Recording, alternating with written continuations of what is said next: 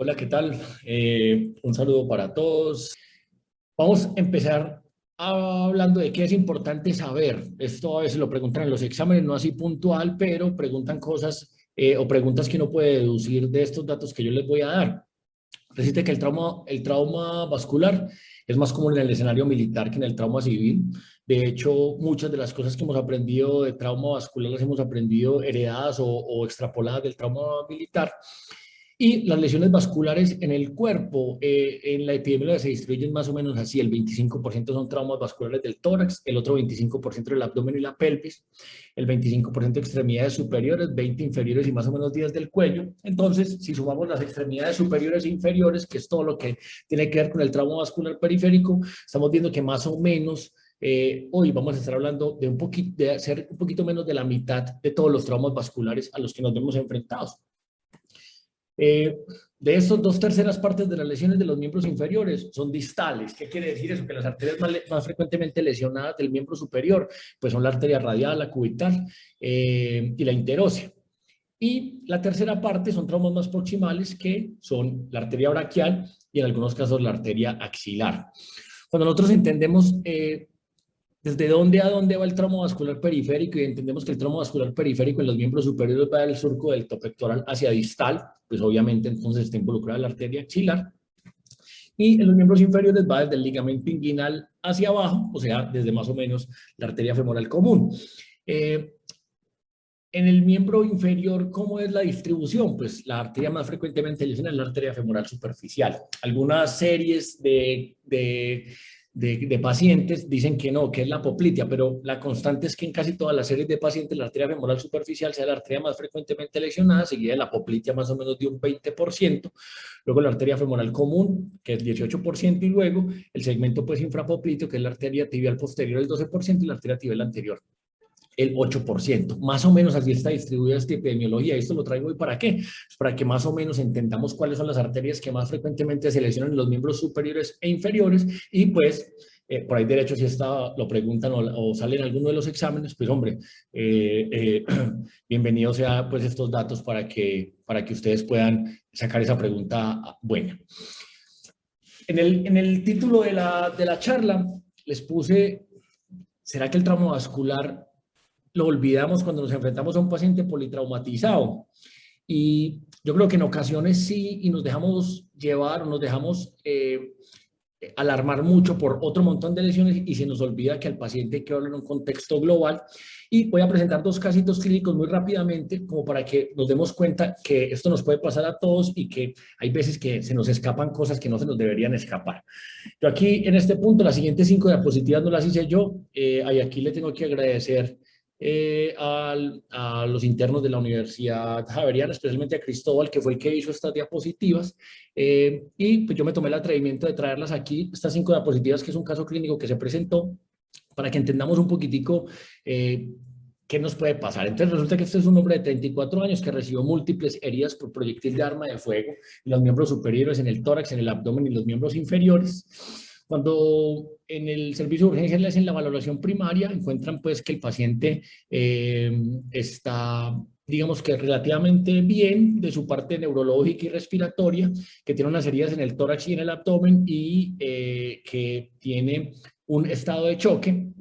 Y digamos que cuando hacen la revisión pues primaria encuentran estas lesiones. Entonces, como ustedes ven ahí en las láminas, pues en las imágenes, ven que el paciente tiene unas heridas en el tórax, tiene una herida toracoabdominal izquierda, tiene una herida abdominal, tiene una herida en el miembro superior derecho y tiene estas dos heridas, las láminas que vemos aquí en el lado de la derecha de sus pantallas. Ven que tiene una herida en la parte posterior de la rodilla y otra pues como en la parte del tercio proximal de la pierna. Son heridas por arma de fuego pues múltiples. Cuando ellos hacen la valoración secundaria, que de hecho les digo, recuerden que la valoración secundaria se hace una vez se acaba la valoración primaria, y digamos que en la valoración secundaria ellos encuentran que tiene un abdomen doloroso, signos de irritación peritoneal, que el paciente pues está en un estado de choque y deciden pues llevar al paciente a cirugía. Me llama la atención de la revisión secundaria que reportan que los pulsos distales son palpables, que están simétricos y de buena intensidad, y deciden llevar al paciente a cirugía pues porque tiene un abdomen agudo. Los hallazgos intraquirúrgicos son los que ustedes pues ven ahí en pantalla. Tenía un hemoperitoneo, unas heridas intestinales que algunas los manejan con con suturas y otras las manejan con ligadura. Y el paciente pues se le hace como una cirugía de control de daños y es llevado a la unidad de cuidado intensivo. En la unidad de cuidado intensivo, un segundo.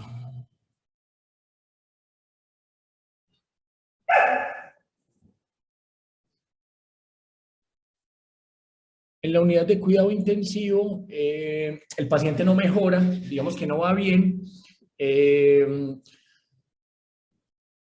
no depura el lactato, el paciente con soporte vasoactivo dual, es que esas diapositivas no sé qué pasó, deben estar más adelante, qué pena, pero pues bueno, con soporte vasoactivo dual, el paciente no depura el lactato, empieza a ser una falla orgánica múltiple y pues sigue manejo en la UCI y a los 3 días ven que el paciente empieza a presentar isquemia, signos de isquemia irreversible del miembro inferior derecho y pues cuando van a evaluar, el paciente tiene la piernita perdida y pues lo deben llevar a una amputación.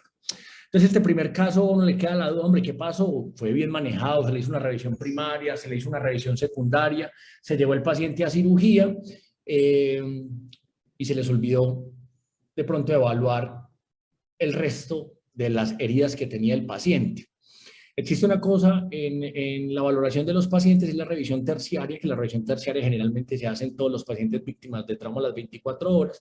Y pues digamos que en este caso no está reportada la revisión terciaria y la revisión terciaria debe volver a hacer una revisión global de todos los pacientes con el A, B, C, D y E y mirar pues cómo van de todas esas cosas. Sin embargo, me llama la atención que a pesar de que el paciente tenía una herida en la pierna, digamos que se nos olvidó.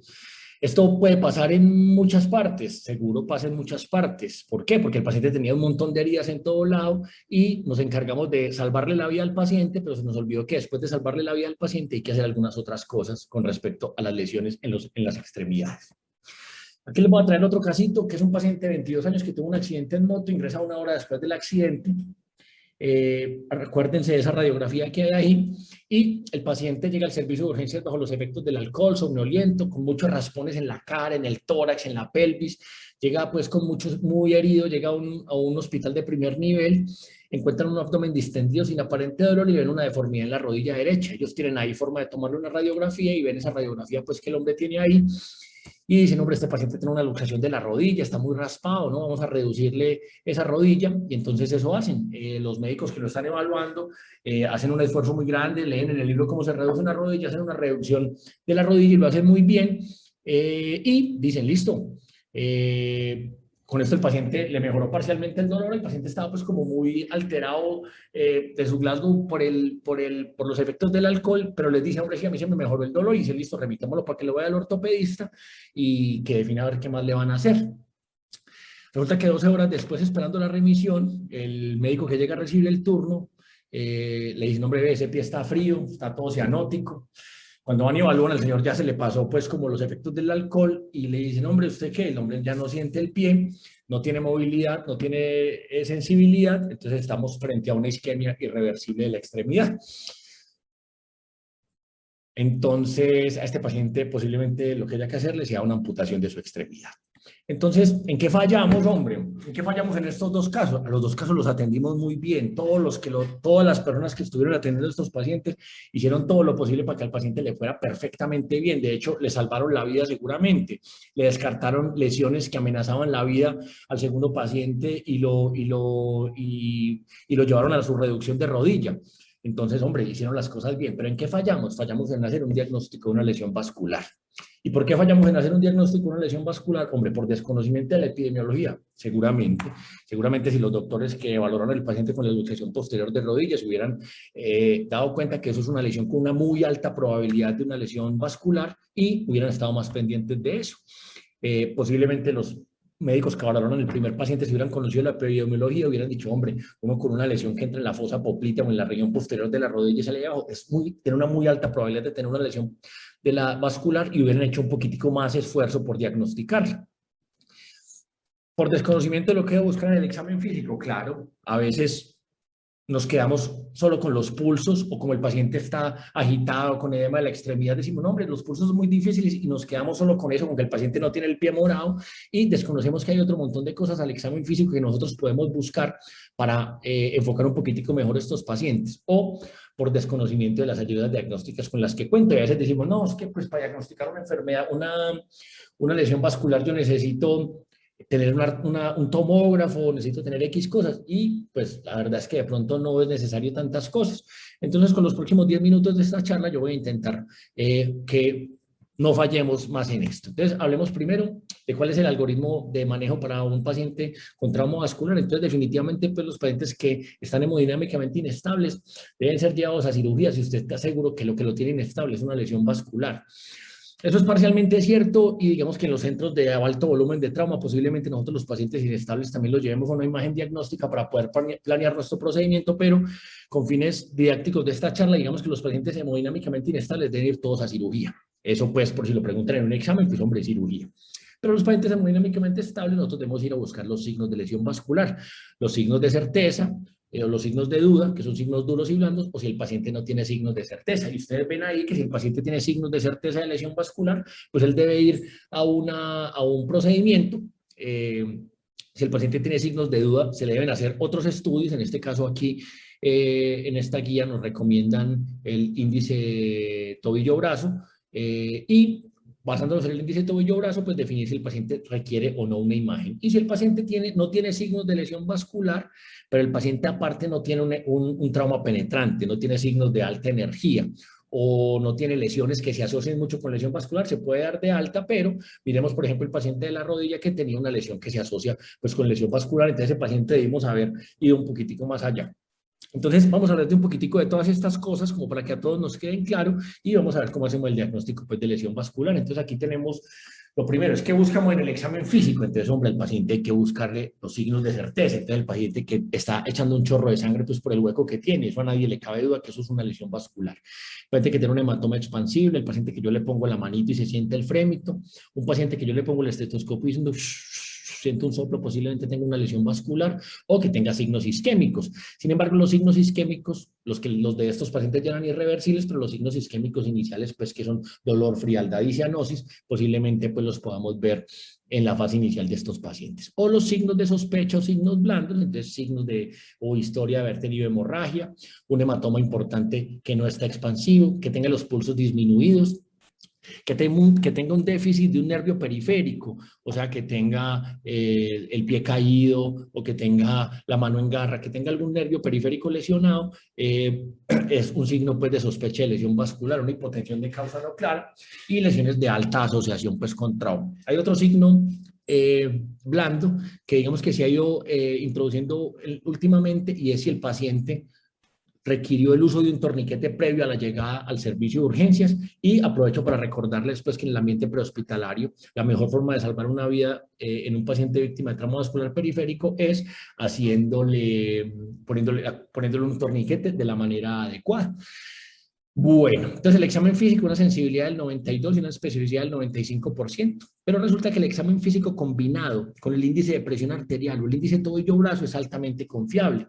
¿Por qué? Porque un examen físico normal, con un índice de presión arterial normal, la probabilidad de tener una lesión vascular es cercana a 0. Entonces, el índice de presión arterial o el índice tobillo-brazo, el que ustedes quieran hacer, pues hombre, es una muy buena herramienta para usted poder estar seguro de que un paciente tiene o no tiene lesión vascular. Y es posible que en estos dos pacientes que acabo yo de mostrarles, si les hubiéramos hecho un índice tobillo-brazo o un ITB, o un índice de presión arterial, posiblemente no se nos hubiera pasado esta lesión vascular.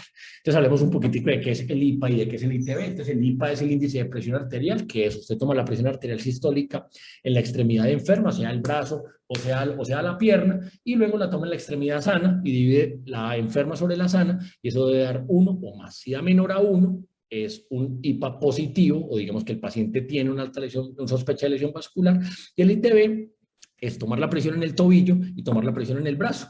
Entonces se toma la presión arterial sistólica en el tobillo y se divide por la presión arterial sistólica en el brazo y esto debe dar 0.9 o más, y si da menos, posiblemente el paciente esté frente a una alta probabilidad de tener una lesión vascular. ¿Esto cómo se toma, muchachos? Pues hombre, a veces en los primeros niveles, o por lo menos cuando yo estuve trabajando en algún primer nivel, siempre se tenía el aparatico este para tomarle la fetocardia a las señoras en embarazo o a las mujeres en embarazo. Y eh, ese aparatico es el que nos sirve para nosotros hacer esta medición. Usted infla el manguito hasta donde pierde pues el pulso y luego pone ese decotone sobre el sitio por donde pasa la arteria y empieza a desinflar y cuando siente el primer latido, pues ese es el dato que anota. Entonces ya vemos que el examen físico sumado al índice de presión arterial o al ITB, digamos que nos va a ayudar mucho para poder tener una alta sospecha de eso. Si el paciente tiene un ITB normal o un IPA normal y tiene, los signos son signos blandos de lesión vascular, muy posiblemente ese paciente no tenga una lesión vascular y como ustedes ven ahí, los pacientes que que no tienen el índice tobillo-brazo anormal, pues pueden ser dados de alta. Entonces, aquí para mostrarles, entonces, bueno, entonces uno siempre le queda la duda, pero entonces, ¿por qué 1 o punto 9 o punto 8, punto 7? Recuerden que a medida en que uno va bajando el dato, o sea, o va siendo más bajo, pues va aumentando la especificidad y va disminuyendo la sensibilidad, y como ustedes pueden ver aquí en esta curva, entonces si nosotros tomamos el índice tobillo-brazo con 1, pues miren la sensibilidad de 1 y la especificidad de punto 26, y a medida que él va bajando, se va disminuyendo la sensibilidad y va mejorando la especificidad, y uno debe encontrar el mejor punto de corte para poder decir para poder encontrar la mejor sensibilidad y especificidad o el mejor desempeño de la prueba. Les traigo esta tablita solamente para que vean, esto es un artículo relativamente reciente en el que dice, hombre, que seguramente punto 7 sea el mejor punto de corte para el ITB, no punto 9 como nos dicen normalmente, sino punto 7. Sin embargo, si nos preguntan en algún examen, hombre, pongan punto 9, que eso es lo que dice en general la literatura, pero para los que nos dedicamos a esto y hacemos esto en el día a día, digamos que punto 7 puede ser un buen indicador para tener las mejores sensibilidades y especificidades. Entonces, si me da positivo el ITB o el IPA, ¿yo qué hago? Entonces, ¿qué examen le voy a hacer después? Entonces, uno ya decide. Entonces, dice, hombre, le voy a hacer un Doppler arterial. El Doppler arterial, digamos que es una buena estrategia. Sin embargo, lo tiene que hacer alguien que sepa hacer Doppler vascular. A veces el edema hace que esto sea muy difícil de estar seguros. Y pasa que a veces el Doppler son las 11 de la noche, y el radiólogo llega mañana a las 7 de la mañana, o el cirujano vascular, o el internista vascular, no sé, la persona que vaya a hacer el Doppler. Y no podemos esperar 4, 5, 6 horas a que alguien haga un Doppler para poder tener este diagnóstico. Ese es el Doppler. Primero, es operador dependiente. No solamente alguien que sepa hacer Doppler es capaz de hacer un Doppler bien hecho de un paciente con trauma vascular, y a veces no se tiene disponibilidad todo el tiempo, pero el Doppler en buenas manos, al pie de cama del paciente, es una muy buena estrategia si usted está seguro que lo que está viendo es lo que es. Luego sigue la angiotomografía, el angiotac, digamos que tiene sensibilidades y especificidades cercanas al 90%. Es un muy buen estudio.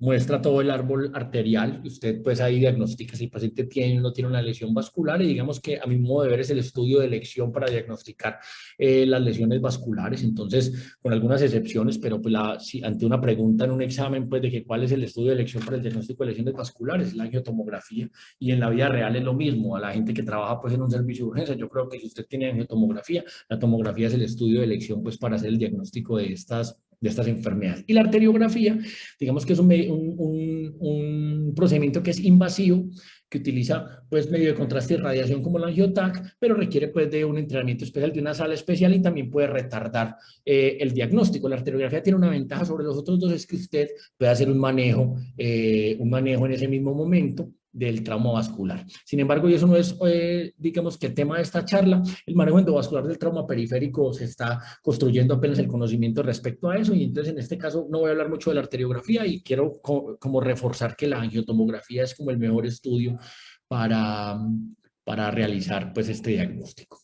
Y por último, quiero hablar de algunas consideraciones especiales respecto al trauma vascular y las consideraciones perioperatorias. Esto pues para los colegas cirujanos y para los colegas cirujanos de trauma, siempre a todos los pacientes hay que realizarles tromboembolectomía, resección del segmento lesionado, tromboembolectomía proximal y distal, siempre, siempre. De eso no me voy a detener mucho. Y quiero hablar un poquitico de la anticoagulación. Siempre existe la duda de, hombre, ¿Será que estos pacientes hay que anticoagularlos? Pues que se han sangrado, son víctimas de trauma, tienen una coagulopatía traumática aguda, pero aparte tienen una lesión vascular.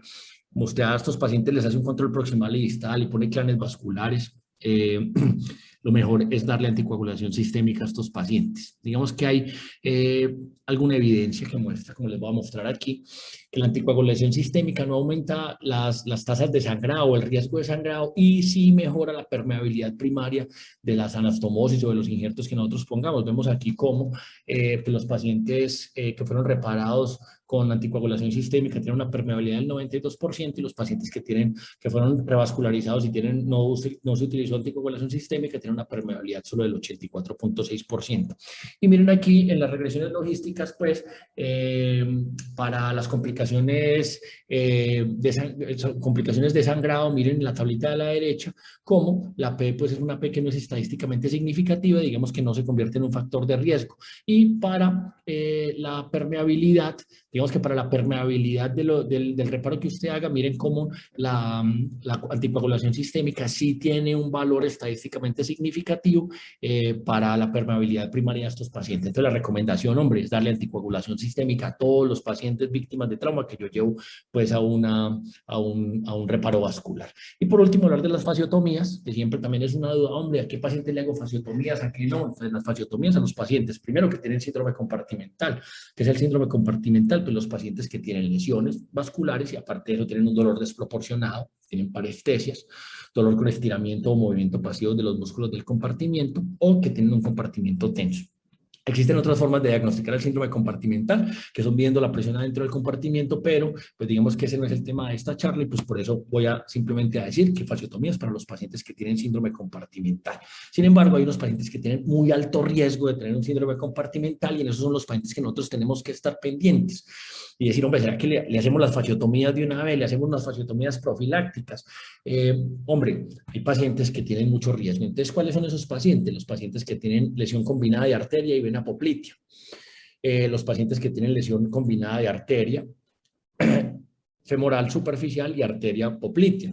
Los pacientes que tienen lesión combinada de arteria poplitea y vena poplitea, los pacientes que tienen choque severo y los pacientes que se transfunden más de 2 unidades de glóbulos rojos en 24 horas. Entonces, fíjense cómo hay un montón de pacientes que tienen un alto riesgo de tener síndrome compartimental.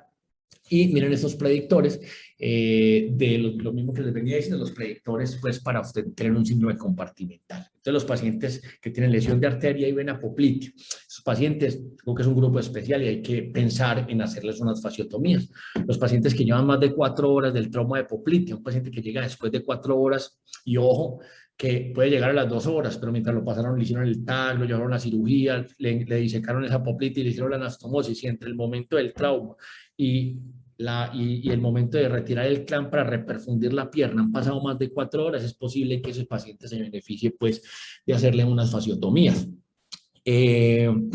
Entonces, pues, hombre, con respecto a las fasciotomías, la técnica de las fasciotomías, eso es otra charla completa, que pues no puedo detenerme pues como a hablar más de eso acá. Y por último, recordarles entonces el algoritmo. Entonces, lo mismo, paciente que está hemodinámicamente estable y que tiene una lesión en trayecto vascular, pues vamos a hacerle el examen físico. Ya vimos la sensibilidad y especificidad del examen físico.